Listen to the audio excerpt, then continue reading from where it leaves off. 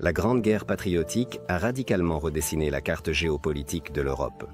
Parmi les technologies militaires de l'époque, il y avait les dirigeables. Leur rôle reste encore insuffisamment étudié. Il est temps de combler cette lacune pour comprendre pourquoi l'histoire des dirigeables mérite d'être poursuivie.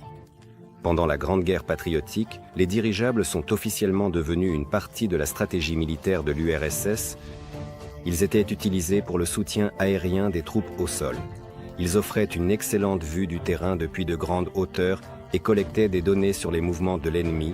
Parmi leurs fonctions figuraient la reconnaissance visuelle, le soutien d'artillerie, la communication entre les unités de combat et le contrôle des régions stratégiques.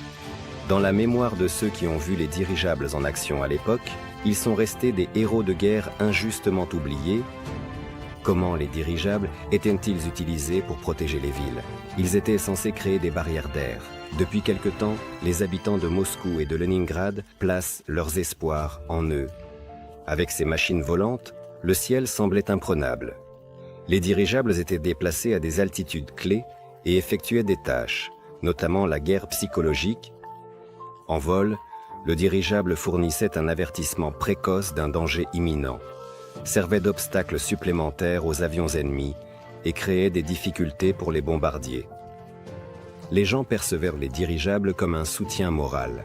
Pour une raison quelconque, ces géants ont inspiré la défense de leur patrie. L'énorme avion se détachant sur le ciel symbolisait l'esprit inflexible et la résilience. Ils ont essayé d'utiliser des dirigeables pour évacuer les blessés. Nous savons désormais que dans des conditions difficiles, les dirigeables sont indispensables au transport. Et pendant la Grande Guerre patriotique, cela a été apprécié dans la pratique. Forêts denses, montagnes et zones inondées, dirigeables surmontaient ces obstacles et livraient des cargaisons aux endroits nécessaires. Ils pouvaient assurer le transport de médicaments, d'équipes de secouristes et de médecins, ainsi que l'évacuation sécurisée des blessés. À cette époque, de nombreux médicaments et produits, par exemple, pour aider les régions touchées, ont été transportés à bord des dirigeables. Ainsi, à cette époque, les dirigeables jouaient un rôle important dans le sauvetage de vies humaines, où chaque instant valait son pesant d'or. Les dirigeables les plus réussis de ces années-là étaient destinés à la propagande. L'image majestueuse d'un dirigeable au-dessus du champ de bataille était utilisée comme un moyen de renforcer le moral des combattants. Les vols de propagande avec distribution de tracts ont insufflé la confiance dans la victoire à la population et ont donné aux gens l'occasion de ressentir la puissance de leur armée. Le secret de leur impact inspirant résidait dans leur ampleur. Le dirigeable était une nouveauté pour presque tout le monde. Il attirait l'attention et créait une atmosphère de patriotisme.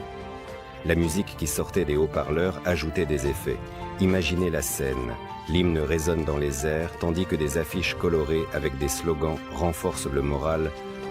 Ainsi, les dirigeables portaient littéralement de grands idéaux et des espoirs de paix dans les moments les plus difficiles. Il ne reste pas beaucoup de données sur les dirigeables célèbres de la Grande Guerre patriotique. Le dirigeable Victoire, construit en 1944 en seulement 6 mois, s'est particulièrement distingué. Il a servi pendant 3 ans et est rapidement devenu populaire.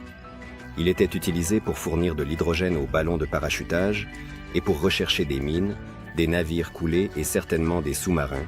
L'équipage du Victoire a fait preuve de courage à plusieurs reprises lors de la livraison de messages urgents et de l'évacuation des blessés. Les réalisations de ces pilotes ne doivent pas être oubliées. Les équipages des dirigeables ont fait preuve de résilience et de bravoure dans la lutte pour la liberté et l'indépendance. Il est important de préserver cette page de notre histoire. Pourquoi la pratique des dirigeables militaires devient-elle pertinente aujourd'hui? Les leçons importantes tirées de la Grande Guerre patriotique montrent que l'utilisation des ballons peut être améliorée.